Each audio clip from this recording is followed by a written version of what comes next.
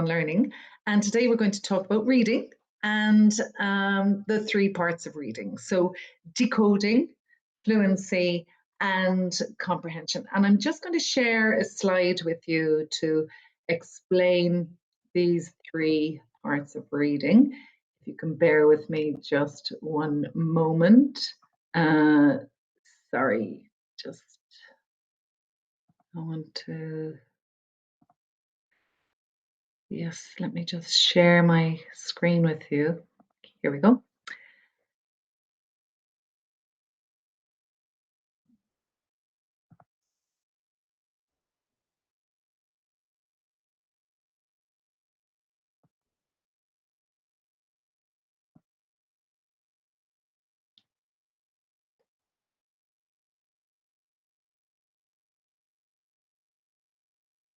Okay.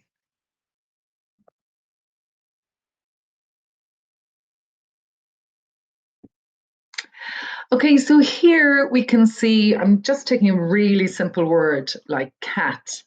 And when I read the word cat, I conjure up a picture in my head of a black animal, and the black animal has four legs, a tail, pointy ears, and the cat says meow. So when I read that word, that's the picture that I conjure up in my head.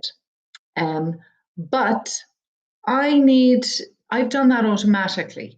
So I've read the word and I've recognized it automatically, and I have matched it to a picture of a cat, a black cat that says meow. But a few things have taken place for me to be able to do that. First of all, I had to decode the word, and I decoded it automatically. So the fluency or the automaticity of the decoding was there. So I was automatically able to take in the word and understand it. I also I had to visually process it. So I saw the word and I saw the three letters, and I was able to sequence those letters automatically.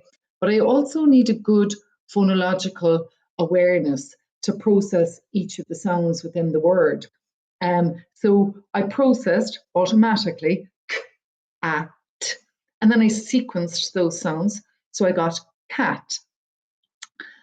So the rate at which I processed that information was important for me to engage my working memory so I could absorb the meaning of the word and understand it. So if I had misread the word, and as often happens with kids who are struggling with reading, so if I'd misread the word and I read cow instead of cat, then when I got to the comprehension section, I was answering questions on the animal that I was reading about. If I was asked a question like, well, how many legs has a cow? I'd get the question right. But if I was asked something like, what's a baby cow called? Calf, I would have got the answer wrong because I'm answering questions. I should be answering questions about a cat. So that comprehension requires phonological accuracy, processing speed or that fluency, but also that working memory to absorb the meaning of that word and understand that word so that I can identify the word and match it to a picture in my head of that word, and do so automatically. Now the speed at which we decode, if it takes the child too long to decode, so let's say he's or she is trying to decode it and they sound out the first letter, and then and then and then and it goes on, and then finally they get it, and everyone's, yes, brilliant, you got it, fantastic, the word is cat. And then in the next sentence or the next paragraph, the same word appears, and it's like they've never seen it before. And what's happened is it took them too long to decode it. They didn't engage the working memory and absorb the meaning of it. And so when they see the word again, it's like they're seeing it for the first time on that page.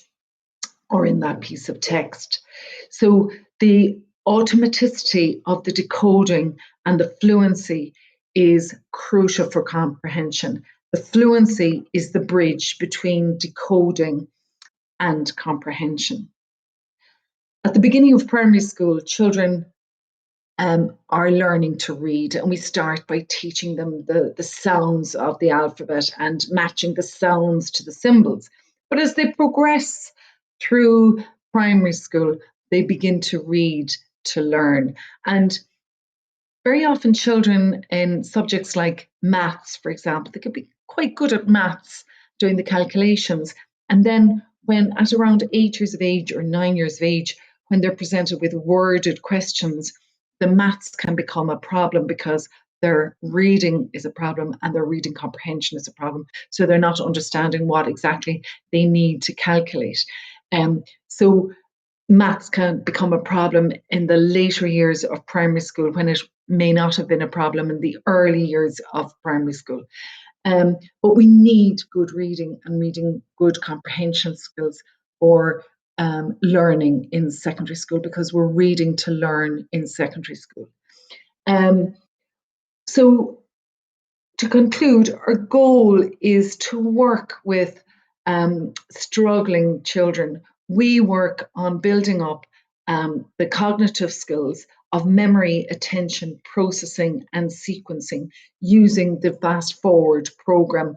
And we work remotely, and we work with children who are struggling, and we also work with English language learners. Now, if you would, I'm going to exit that slide. So if you would like to talk with me about your own child, or about, let me stop sharing there. If you'd like to talk to me about your own child, please feel free to contact me and we can arrange a time. Or if you'd like to find out more about the Fast Forward program and what exactly we do and how we could help your child or your student improve their reading or learning or language skills, please let us know and we'll be more than happy to help you. Bye-bye.